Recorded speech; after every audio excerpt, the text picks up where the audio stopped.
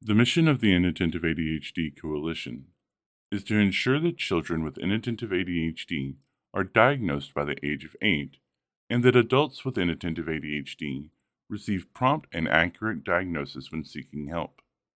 To learn more about our mission and how you can help, visit iadhd.org.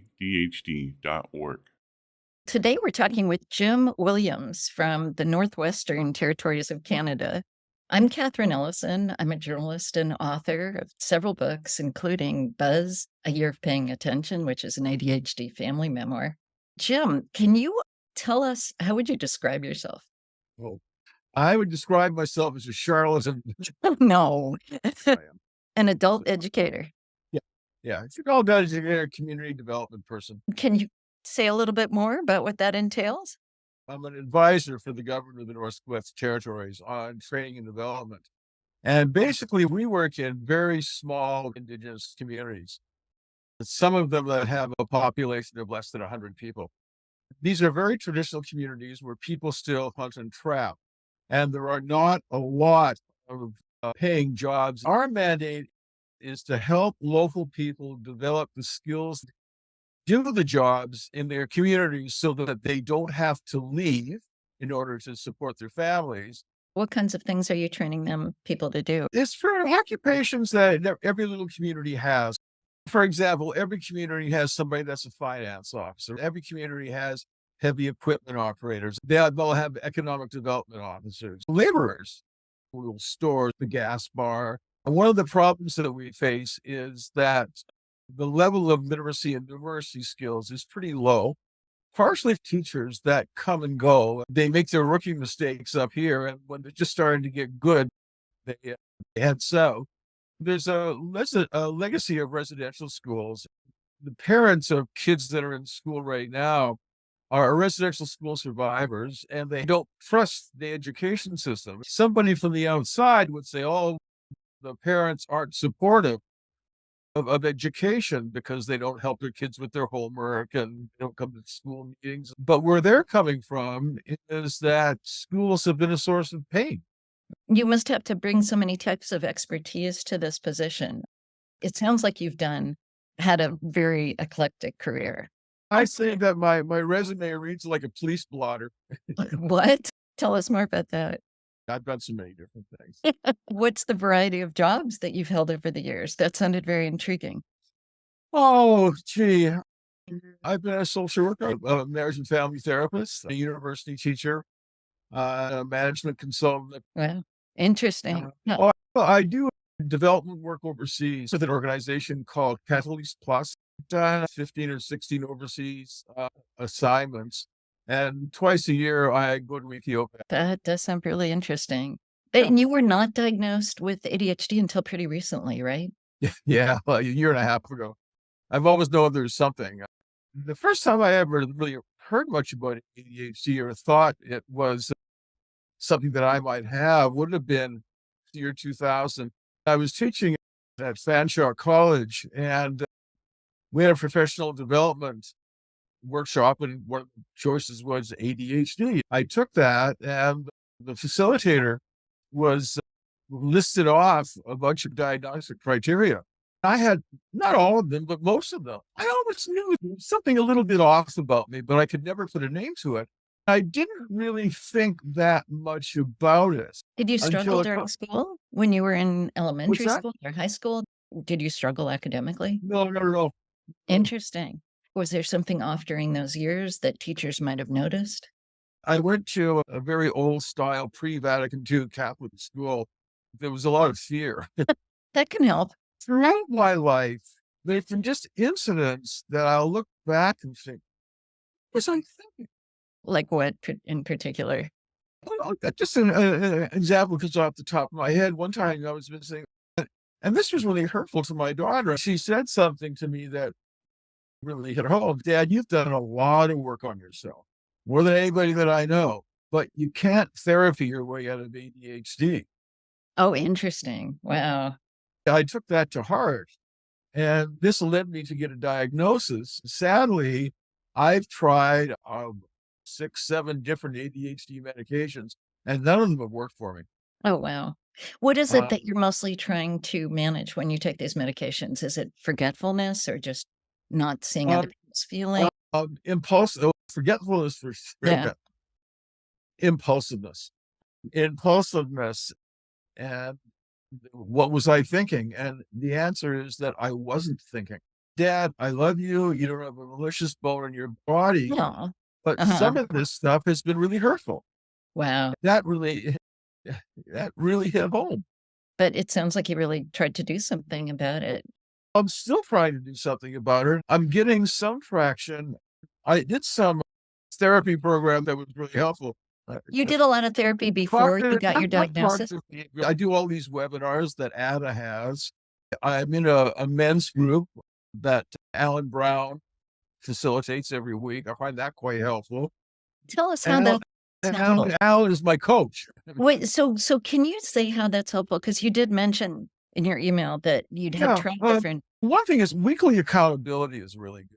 Interesting, yeah. Weekly accountability from people that understand. ADHD, it's not visible. But when you're talking in that group, what would it be accountability about? What do you find yourself mostly talking about? We talk about what Alan calls our challenge for the week and also our victories. We'll put one thing out that we're going to do and come back the next week. How'd you do? Did Yeah, you do it? Did you not? And there's a tracker nice. that we have. It's like Weight Um, Watchers, yeah. Insight oriented therapy has really helped me with a lot of stuff, but it hasn't given me hacks. This approach is giving me something that I didn't get from years. Therapy's helped me enormously. It really has. Dr. Perkins, who was the psychiatrist that diagnosed me, was blown away by the fact that I had a very loving marriage for Yeah, 37 years and my wife passed away. I'm so Uh, sorry.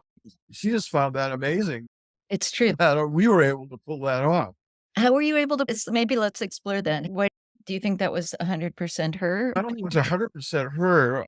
How did we pull it off? I think partially that Donna was a really easygoing person.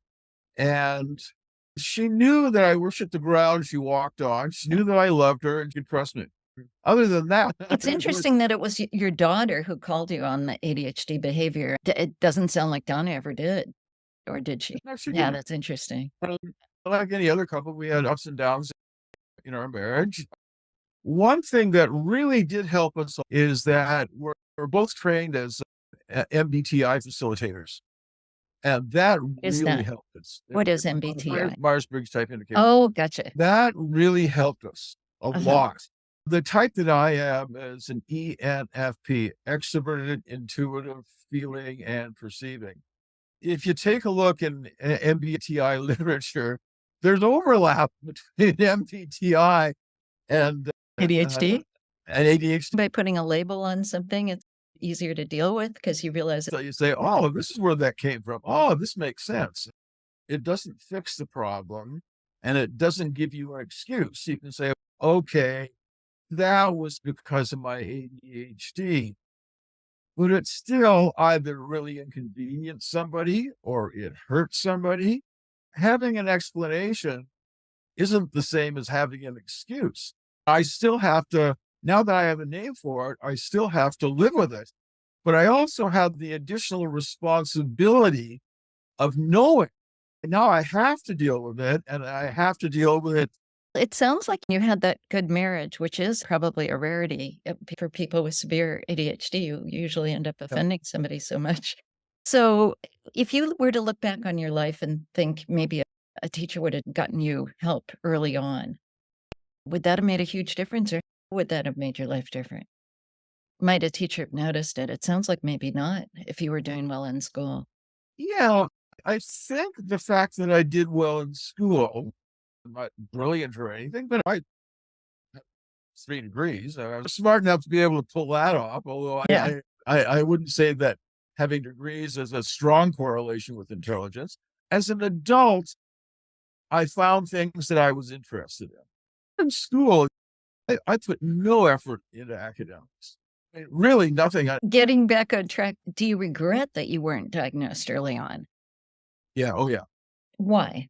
because I would have been more focused in my quest to do something about myself. Yeah, I've always known that I have issues. I know that I'm not stupid, but at one point, that is this adult children of alcoholics issue. My dad was an alcoholic, therefore, blah, blah, blah. And it just didn't help. Why is it so much more helpful to have the ADHD label? Does Uh, it help because it directs you to groups like Alan Brown, so you have accountability? the jury's still out on how helpful the diagnosis. It's taking me to places like when I do a webinar through Alan, it takes me to places that therapy never took me. Like a lot of people my age, I went to the whole drug thing. I thought, maybe it's an addictions issue.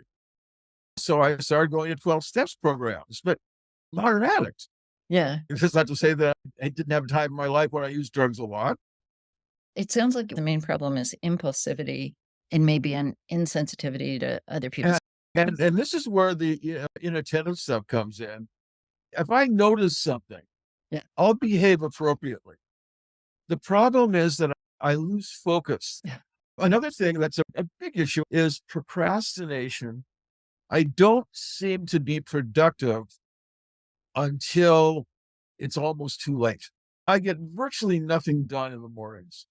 And I don't know I what think that for me, deadlines are very helpful when I have somebody expecting something. yeah, it's the fear of letting somebody down.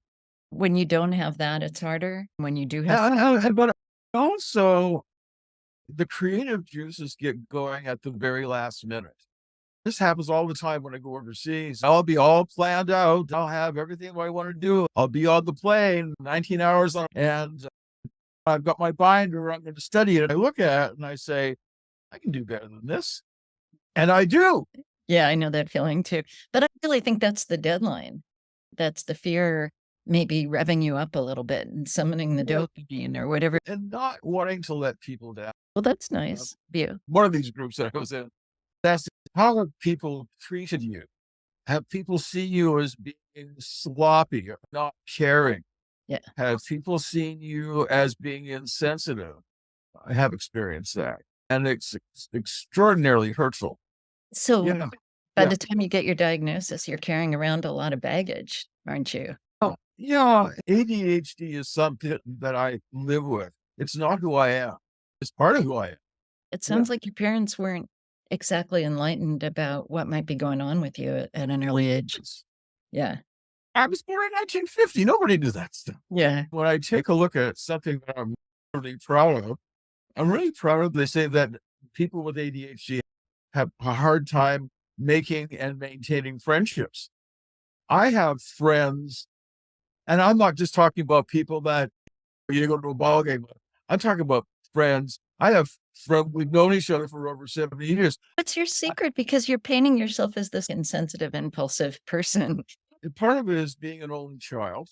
I didn't have cousins growing up. Everybody else had brothers and sisters. Like, So you needed friends. the fact I was adopted just never bothered me at all. It Oh, was yeah. just a complete non-issue. But not having siblings was weird, and not having cousins was weird. So does that explain all these friends that you have and your ability to Yes. keep in? Yes, it largely does, because I realized early on that once my parents were gone, I wouldn't have family. It's a major difficulty for a lot of people with ADHD. I'm wondering about the skills that you kept these friendships going with. Even people that don't like me would say, "He'll give me the shirt off his back. You want something to help you move, Jim will do it. If you need money, he'll give you money that he doesn't have." I'm kind, but I'm tone deaf. When there's something that I want, I don't notice anything. I don't have the brake. Yeah, yeah. My brake doesn't work. You're conscious of it. It sounds like as long as you recognize that mechanism, you might have the tools to stop yourself the next time you're going to hurt somebody's Well, yeah, one of the great disappointments of my life was learning in therapy that insight doesn't equal change. Oh, It's necessary, but it's not sufficient. yeah. And all the insights in the world, I still do some of the same stupid ass things. Then, like other people with ADHD, I just beat the crap out of myself. So You is there know, something more that you're planning? You've tried medications. The support group is helping you some. Do you have anything else on the horizon that you want to try to cope with your ADHD? I've always done this, but more intentional in it now. And it's for the sake of others as much as for the sake of me. I have to be very careful about who I associate with and who I get close to. Some people are like Donna, just naturally easygoing. My friend Morty Fine, we have a long, wonderful. We went to a conference once, Huh. and he had this idea that we would exchange identities for the duration of the conference. We bought T-shirts that we thought the other person would buy, and I was horrified at how he perceived me. I Uh, was horrified that when he was doing my behavior, I was an asshole. oh my And gosh. now I was in an encounter group once, and the whole group turned on me, Oh no. and it happened around the same time. It was Uh-huh. horrible. I decided there's something wrong here. There's something that isn't right. I need to do something about this. I started therapy. So those two things happened about the same time. I would have been in my mid-20s. I see. That's great that you took the feedback to try to get help. It sounds like once you could target your quest for change to ADHD, you got a big bump in helpfulness. Am I right? Yes, I'm still not normal. Who is? But My ADHD yeah, is not my secret weapon. yeah, I yeah. mean, I It's got to be it's managed it has for its sure. positives, I guess, Yeah. but on balance, it's not something I would have chosen. Does your daughter see any change for the benefit in you? I don't think so. Really, not No, yet. no, I don't think she does. She has some hurt that she has to deal with. Oh, huh. And yet she was resilient or honest or trusted the relationship enough to tell you clearly Or angry enough. or angry. I was horrible hearing it. I'm glad I did. How recent was that? How long ago? Oh, November 2021. I started this quest. Oh, that's what got you diagnosed. Yeah. Yeah, So, yeah. wow. To me, that sounds like a caring father with possibilities to really mend that relationship. But Like I say, even people that don't like me would say he doesn't have a malicious bone in his body. I don't. Which is well, not to say that I haven't caused a lot of hurt in my life. I have. a lot of people cause hurt and don't recognize it and don't try to do something about it. Hats off to you for doing that. It's And being insight, it's blessing. I really appreciate your honesty and self-scrutiny and insight. Yeah. There. Thank you, Alright. Jim. Thank you. That was Okay. very moving. I Thank you wish very you much. well with your journey. I really do. Yeah. Thank you. I know you do.